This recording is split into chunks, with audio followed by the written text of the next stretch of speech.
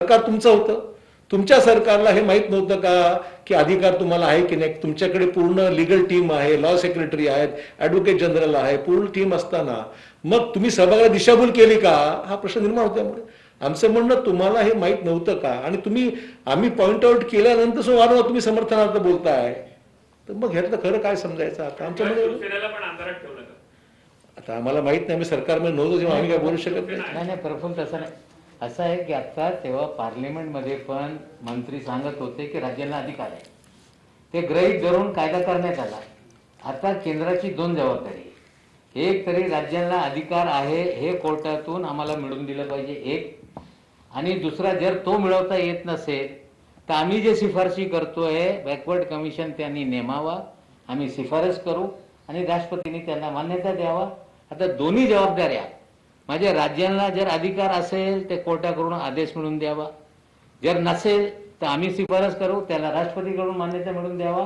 म्हणजे आता केंद्राकडून सगळा विषय तात्काळ त्यांनी करावा, आम्ही त्यांना मदत करण्याची तयारीत आहोत. बराच काळ जाऊ शकतो, कारण तुम्ही सांगितल्यानुसार मागासवर्ग आयोगच नाहीये, तो पहिला स्थापन करावा लागेल. मग आता आमच्या अधिकारात जे आहे ते आम्ही करू, पण आजच्या निकालानंतर दोन विषय केंद्राकडे जबाबदारी आहे.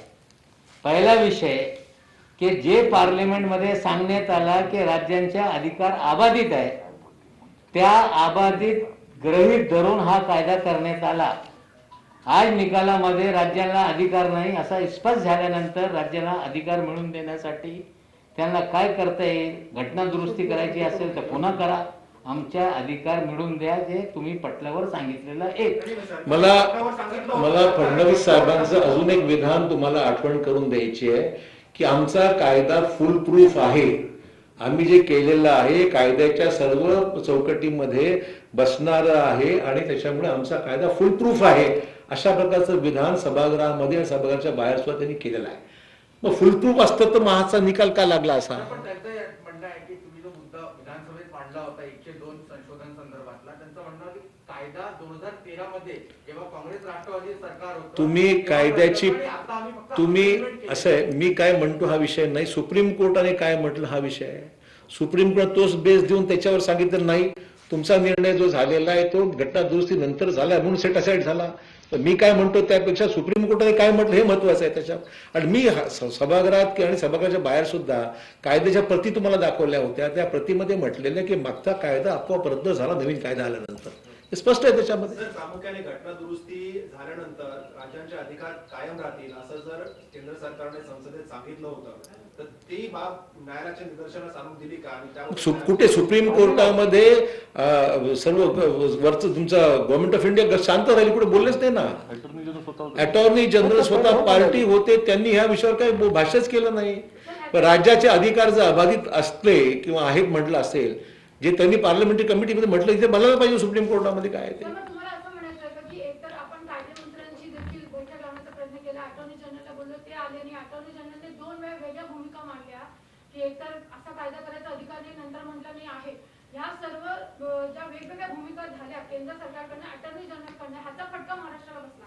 मला एवढंच सांगायचंय की आपण म्हणता ती बरोबर आहे की आम्ही दोन्ही सरकार म्हणून चर्चा करता येते या विषयावर. अटॉर्नी जनरलला आम्ही विनंती केली होती की आमचे ॲडव्होकेट जनरलला तुमच्याकडे पाठवतो, काही गैर नव्हतं, कायदेशीर मुद्दा कुठल्या पक्षाचा किंवा काही पॉलिटिकल विषय नाही आहे, तर त्यांनी ती भेट नाकारली. नंबर 1. कायदा मंत्र्यांना विनंती केली होती की तुम्ही मुख्यमंत्र्यांशी डायलॉग करा, त्यांनी सुद्धा VC-वर मिटिंग जी ठरली त्यामुळे त्यांनी अमान्य केलं. हे दोन घटना रेकॉर्डरच आहेत ना, आम्ही त्यांना विनंतीच केली होती. हा प्रश्न मग समन्वयाचा अभाव आमच्याकडून होतं का?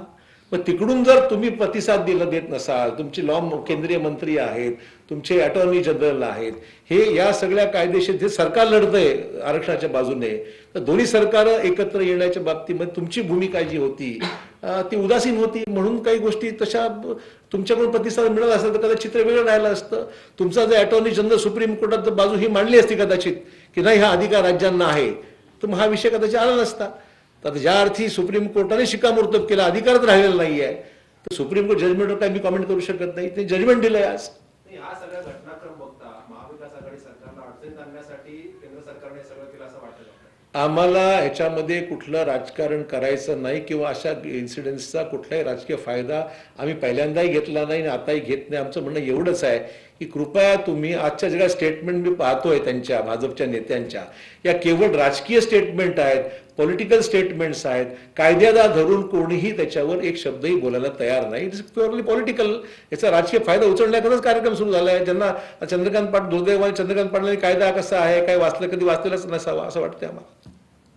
दुसरं असं की वारंवार भाजप म्हणते की तुम्ही तुमचे वकील वेळेवर कोर्टात पोहोचत नव्हते आणि त्यामुळे कायद्याची जी बाजू तुम्हाला वेळेवर फायनल हिअरिंग जी झाली, असं कधी झालं असं सुप्रीम कोर्टामध्ये बऱ्याचशा वेळेस पास ओव्हर होतं, मॅटर VC-वर असतात, कोणी ऐनवेळ असतं, एखाद्या वेळेस मागे 2-3 मागे मॅटर प्रिपोन होतं, कधी पोस्टपोन होतं.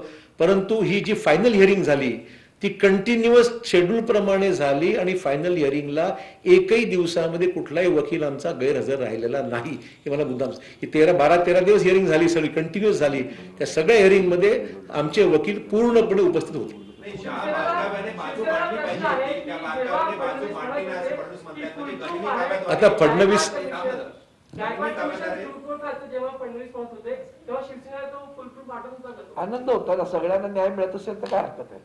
विना चर्चा कायदा पास झाला. फडणवीसांचा दावा आहे की ज्या बारकाईने वकिलांनी एक मतानं पाहिजे होते ते मुद्दे मांडले नाही, गनिमी कावा तिथे अवलंबला पाहिजे होता, तो अवलंबला नाही, त्याच्यामुळे हे सगळं झालं. असं आहे, पहिली गोष्ट म्हणजे फडणवीस स्वतःच ॲडव्होकेट आहेत, तर ते स्वतः अपील झालं तर फारच चांगलं झालं असतं. आमचं म्हणणं एवढंच आहे, म्हणजे आज जेवढे तुमचे ॲडव्होकेट आहेत सरकारच्या व्यतिरिक्त सुद्धा ज्यांनी ज्यांनी याचिका समर्थनार्थ त्या ठिकाणी दिल्या होत्या त्या सर्वांना संधी देण्यात आलेली आहे. म्हणजे एकही वकील हा आर्ग्युमेंट पासून वेळ मिळाला नाही असं कोणी दावा करू शकत नाही. आणि मी आर्ग्युमेंटच्या वेळेस सुद्धा म्हणलो होतो की कुणाही तक्रार राहणार नाही, अशा स्वरूपात सर्वांना संधी, तो शेड्यूल सुप्रीम कोर्टाने घालून दिला होता, त्यामुळे सर्वांना संधी देण्यात आली होती.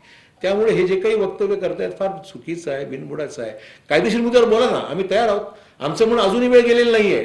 तुम्हाला खरंच मराठा आरक्षण देण्याची इच्छा असेल ना, सरकार तुमचं केंद्रामध्ये आहे, तुम्हाला बॅकवर्ड कमिशन ताबडतोब नेमा, आम्ही अहवाल पाठवतो, त्यांनी त्या बॅकवर्ड कमिशनने त्यावर निर्णय घ्यावा. एक्सेप्शनल आणि एक्स्ट्रा ऑर्डिनरी सर्कमस्टन्सेस आहेत हे त्यांनी निश्चित एक निर्णय घ्यावा आणि राष्ट्रपतींकडे पाठवावा. आमचं काही म्हणणं. विरोधी पक्षांशी या संदर्भात चर्चा करणार आहात? कारण सहकार्य जर लागेल. आज मंत्रिमंडळामध्ये चर्चा होईल आणि त्यानंतर पुढची जी काही रूपरेषा आहे ते मुख्यमंत्री बोलतील त्याच्यावर. मराठा आरक्षणाचे जेवढे नेते आहेत मग ते होण्याचं झालं. त्यांनी अनेक वेळा उपसमितीवर उपसमितीच्या अध्यक्षांवर नाराजी व्यक्त केलेली आहे की काम व्यवस्थित होत नाही, विश्वासात घेतलं जात नाहीये, नेते वेळेवर वकील पोहोचत नाहीये. तर रोज तुमच्या वारंवार ते व्यक्त करत होते, कारण का त्यांना ज्या पद्धतीने अशोक चव्हाण कुठे सुप्रीम कोर्टामध्ये उभे नव्हते ना. सुप्रीम कोर्टामध्ये काय मी किंवा आमचे कुठे अन्य सदस्य उभे राहत नव्हते, वकीलच उभे राहत होते. जेवढे आमचे मुद्दा एवढाच आहे, आपण सर्व आपलं राजकीय जे काही बॅकग्राऊंड आहे ते थोडंसं बाहेर ठेवून जर आपण काम केलं तर मला वाटतं की समाजात हिताचं होईल. हे राजकीय हे जे काही स्टेटमेंट करतायत ते करवणारी काही मंडळी आहेत, हा दुर्दैवाचा भाग आहे. आज सुप्रीम कोर्ट ने जो महाराष्ट्र सरकार ने मराठा समाज को 16% आरक्षण दिया था उससे कानून को रद्द करने का काम किया. कानून रद्द करते समय सुप्रीम कोर्ट ने कहा है 3 जज और 2 जज के बहुमत से, 1 के बहुमत से यह कहा गया कि एसबीसी का आरक्षण देने के लिए कानून बनाने का या निर्णय लेने का अधिकार जो कॉन्स्टिट्यूशनल अमेंडमेंट किया गया 14 अगस्त 2018 को, उसके बाद राज्यों को नहीं रह गया है. इस आधार पे ये आरक्षण रद्द किया गया. निश्चित रूप से जब ये अमेंडमेंट हो रहा था राज्य सरकारें कह रही थी कि हमारे अधिकारों का हनन हो रहा है. तब राज्य सरकारों के अधिकारों का हनन नहीं, ये पार्लियामेंट के पटल पे सरकार ने कहा और इसी को आधार मान के पिछली सरकार ने ये कानून बनाए. और जब ये कानून रद्द किया गया तो आज केंद्र सरकार की 2 जिम्मेदारी है. एक जो उन्होंने हमें कहा था पार्लियामेंट के पटल पे कि राज्यों का अधिकार आबादित है, तो सुप्रीम कोर्ट के इस फैसले के खिलाफ वो अपील करके या नया कानून बना के या कॉन्स्टिट्यूशन अमेंड करके हमारे अधिकारों को आबादित करने का काम करे. एक दूसरा, कोर्ट में जिस तरह से कहा गया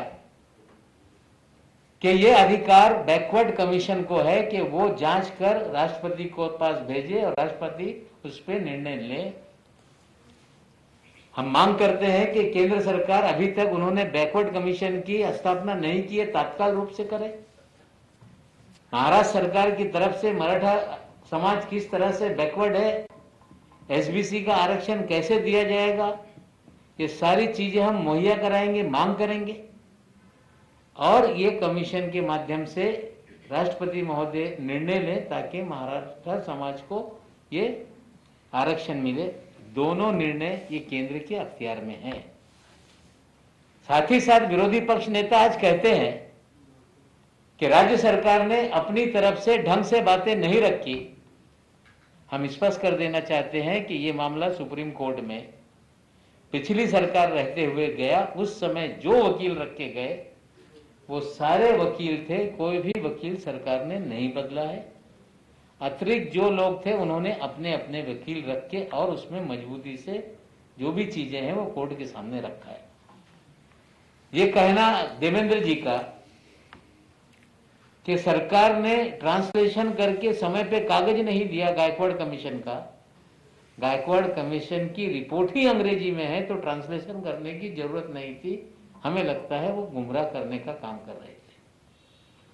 तीसरी बात उन्होंने ये कही कि राज्य सरकार ये बताने में नाकाम हो गई कि ये कानून, ये अमेंडमेंट के पहले का है।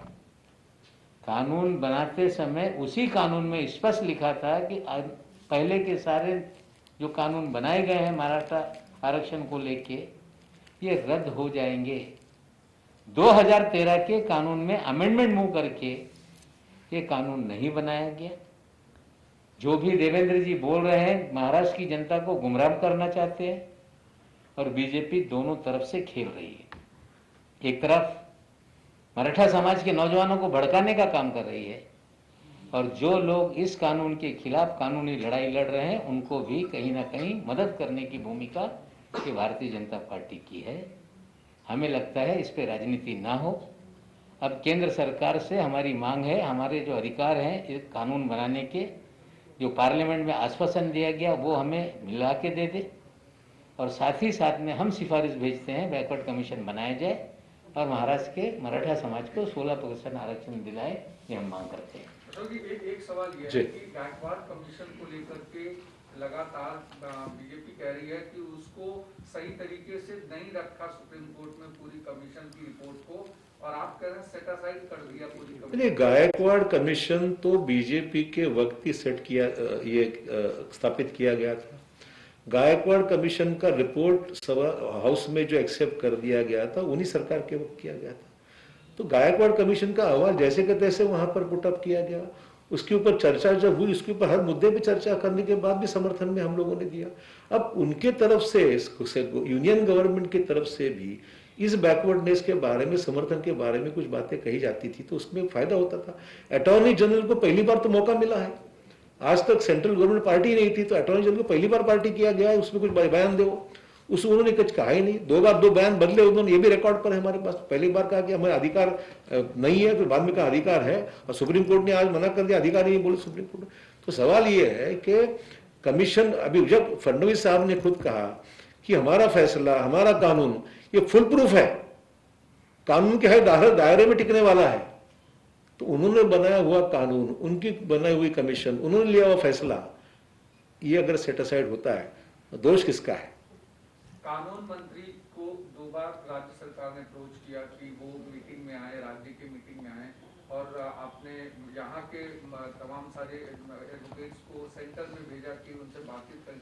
दोनों बार ही केंद्र की भूमिका नकारात्मक रही है। देखिए, जैसे आप जानते, बात सही है, इसमें कोई पॉलिटिकल या क्रिमिनल इश्यू तो था ही नहीं इसमें कोई, कि भाई हम कोई पब्लिक डोमेन में कुछ एक दूसरे से, दोनों सरकारें मिलकर ये काम कर, जैसे फडणवीस जी खुद हमने इनवाइट किया था, दोनों जब यहाँ पर लीडर ऑफ अपोजिशन के साथ मीटिंग हुई थी, गवर्नमेंट ऑफ इंडिया के लॉ मिनिस्टर जी को भी उसमें हम लोगों ने निमंत्रित किया था, अटॉर्नी जनरल से भी हमारे एडवोकेट जनरल मिलने के लिए तैयार थे, दोनों चीजों ने मना कर दिया।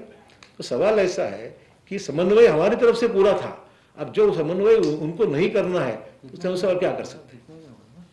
सर, क्या आपको लगता है काफी बार क्या आपको लगता है कि इस तरह से 102 संशोधन होने के बाद ये बात आने के बाद भी फडणवीस जी ने विधानसभा को और महाराष्ट्र के मराठा समाज को गुमराह करने का काम किया? तो मैं तो यही दोहराना चाहता हूं कि जब मैंने ये सुप्रीम कोर्ट के जो सुनवाई हुई उससे पहले मैंने हाउस में कहा था कि अटॉर्नी जनरल का ये स्टेटमेंट आपका ये है कि आपको अधिकार नहीं रहा है। ये मैंने खुद बयान, वहां पर मेरा बयान नहीं था, ये अटॉर्नी जनरल ने जो वहां कहा था, जो बयान दिया था, उसी बयान को लेकर मैंने हाउस में आक्षेप उठाया था। मैंने कहा ये देखिए आपका स्टेटमेंट जा रहा है, आपने कानून जो बनाया हुआ है वो ये कॉन्स्टिट्यूशन अमेंडमेंट के बाद में बनाया हुआ, ऐसा बताया हुआ है। और आपका उन्होंने कहा कि नहीं मेरा एक्सटेंशन पुराने कानून का एक्सटेंशन है। तो मैंने उनको एडवोकेट को तुम्हारे हाउस में भी मैंने बताई थी, प्रेस को बताई थी कि ऑलरेडी ये पुराना कानून रद्द हो गया है क्योंकि नया कानून अस्तित्व में आ गया है। इतना सब करने के बाद में अगर वो मानने को तैयार नहीं है तो सुप्रीम कोर्ट ने आज बता दिया। ऐसा मेरी जो ओपिनियन थी या मेरे जो लगा था उसको सुप्रीम कोर्ट ने आज बिल्कुल कह दिया कि नहीं, इनको अधिकार नहीं रहा, जब मैं पहले ही बोल रहा था।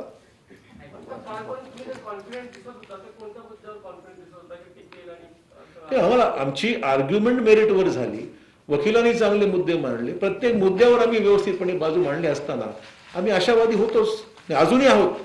आमचा लढा संपलेला नाही। आरक्षण निश्चित मिळण्याच्या बाबतीमध्ये ज्या काही पर्याय उपलब्ध आहेत ते पर्याय पूर्णपणे आम्ही त्याच्यामध्ये प्रयत्न करणार आहोत। धन्यवाद। तर अशोक चव्हाण म्हणतात अजूनही आम्ही आशावादी आहोत आणि त्यामुळे आम्ही आमचे सगळे प्रयत्न करूच। आताची मोठी बातमी आपण बघतोय, मराठा आरक्षण कायदा फुलप्रूफ आहे, देवेंद्र फडणवीसांनी ते वक्तव्य आठवावं असं म्हणतात अशोक चव्हाण। त्यामुळे अजूनही आम्ही लढाई काही हारलेलो नाही आणि पुढे जे काही करायचंय मराठा आरक्षणासाठी ते आम्ही करू असं अशोक चव्हाण म्हणतात। मात्र आता केंद्रानंच मराठा आरक्षण मिळवून द्यावं असं विधान देखील त्यांनी केलं। नवाब मलिकांनी देखील आपण बघतोय देवेंद्र फडणवीस यांच्यावरती टीका केली। केंद्रानं तात्काळ बॅकवर्ड कमिशन नेमावं असं म्हणतात नवाब मलिक। राज्यांना अधिकारच नव्हता तर मग कायदा का केला असा प्रश्न त्यांनी फडणवीसांना विचारला। तर कॅबिनेटमध्ये आरक्षणावरती चर्चा होईल असं देखील आता त्यांनी सांगितलेलं आहे। कॅबिनेटमध्ये आरक्षणावरती महत्त्वाची ही चर्चा पार पडेल आणि त्यानंतर काय तो निर्णय घेतला जाईल। मात्र अजूनही आम्ही लढाई काही हरलेलो नाही असं म्हणतात अशोक चव्हाण, नवाब मलिक